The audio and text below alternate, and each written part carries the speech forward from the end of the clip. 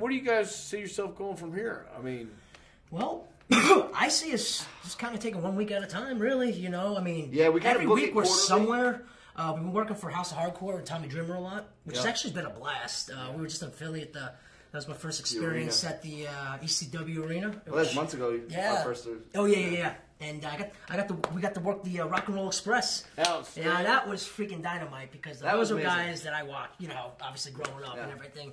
And I remember I got to do the Ricky Morton. Make sure I got Ricky Morton, freaking Hurricane Rana, you know. I got his ass up too. You're limited. You know, there's a limitation there. Yeah. So to be able to disguise certain things and make it work, and the crowd to really believe in that and go ape shit when they hit the Hurricane Rana. Yeah. Holy shit! There was the holy shit chant. There was the holy shit. Yeah, Hurricane Rana. Have a Corona. We got it. That's what you used to call it. Have a Corona. And then double drop kick. Boom! It was double drop kick. Yeah. Freaking Robert. Freaking bam! Here comes the freaking high knee. Oh yeah, the rock and roll all around, man. It was cool. But it was basic, but we told such a great story, and obviously it wasn't all us by any means. They sold their asses off. One punch on Ricky Cell, and you hit me. My entrance is the hardest part. You come back in 3 minutes. Okay. Yeah. Right. Can I come back now? Okay. Robert didn't even plan a comeback. Robert's like, just feed me, and then finally you're going to sleeper. And it's like working papers. This is how they probably talked back in the day. You know, I was always curious how you guys went over matches back in the day because you had the separate locker rooms, you know? But you just knew because you had enough experience, and if not, you could talk in the ring too. Sure. And those guys, but see, Ricky and Robert, those were the consummate pros even back then. Sure. That's the way it's supposed to be. We always say, you know, hardcore wrestling kind of kills, not hardcore wrestling, I guess strong style, because the object is not to knock shit. That's not the art, right? There's no art. I can get somebody up the street and teach them sniff style. Right. Style. I don't get that. No, I don't either. The point is trying to make it look, I get as close and look like I knock your head off without feeling a thing. Yeah, right. So that's the art, ladies and gentlemen. That is the art. Yes. It's the art of professional wrestling right there for you. Yes, you're not supposed to hit the person. That's right. It's a magic show, and Ricky Morton is a tremendous magician. He's a tremendous artiste. Oh, both those guys, Ricky and Robert both, because they understand timing.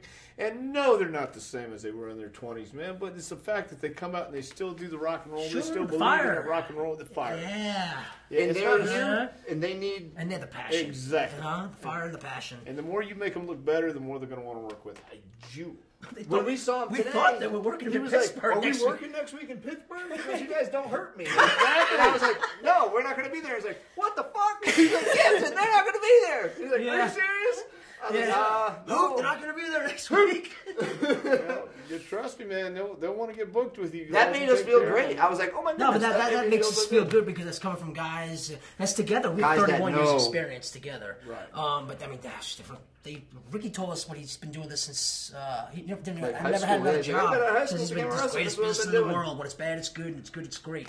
I'll never forget that quote. Who are you guys watching now, maybe on Raw or SmackDown, as a team that you guys could work with or gel with, you think? I think we could work with anybody, honestly. Who would you like to work with? Whoever the tag champs are.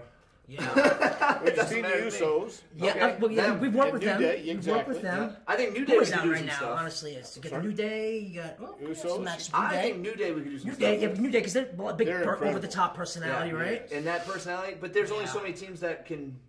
I think we could do something with Cesaro and Sheamus. Really, Cesaro and Sheamus. I like to work very serious gimmicks because it's a different dynamic. Because you have like the comedy aspect, and it's like, how is that going to relate to it? And then I like the ones that are really over the top themselves, and we're really over the top. The ones in between, I feel like it's like, okay, but we can bring it out of them and stuff, but you get someone who's really like, I would like to work something like Dan the Beast Severn. Oh my God. Just because he's like Mr. Badass. Oh yeah. To do something comedy with him and pull something like that out of him, I think would be amazing. Oh yeah, totally. I think people would just pop like, oh my God. Well, that's the thing, man. Speaking of serious, like Dan the Beast, you can't get any more serious than that. As much as over the top and as ridiculous we can be, it's extremely important that when we get our heat, our heat, physically, we get the heat.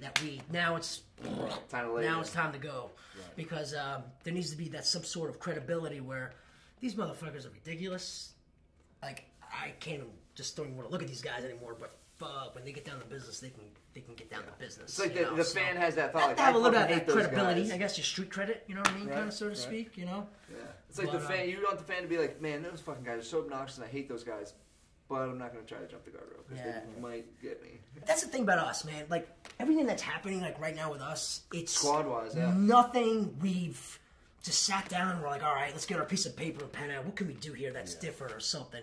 Everything that happened happened organically. Yeah. And I'm like, hey, man, what do you think if remember when I was managing last night, the whistle? Because I remember corner and be like, hey, that whistle, God damn it, that whistle. You know, I was like, that annoys people. It works with our gimmick. Let's just try it and see. You know, and then another idea, and it didn't work, was the silly string. You know, people they throw in the streamers. You know, I'm like, hey, can't we think if I get some silly string? You know, get our own streamers, like, you know. But you know, something that didn't work. Some work, sometimes. Some work, sometimes. But you keep it works. You put it in your pocket. You keep going. You know, and gosh. I've got the eye black thing. Oh, that's right. Put me in the corner, like a football player. Right. You know, I'm freaking, oh yeah. Strap up. Game time. I got a hell of a booty pop, by the way. Which is super over. Bam, bam, bam. Nice. You know, there we go. That's nice. That's a bonus.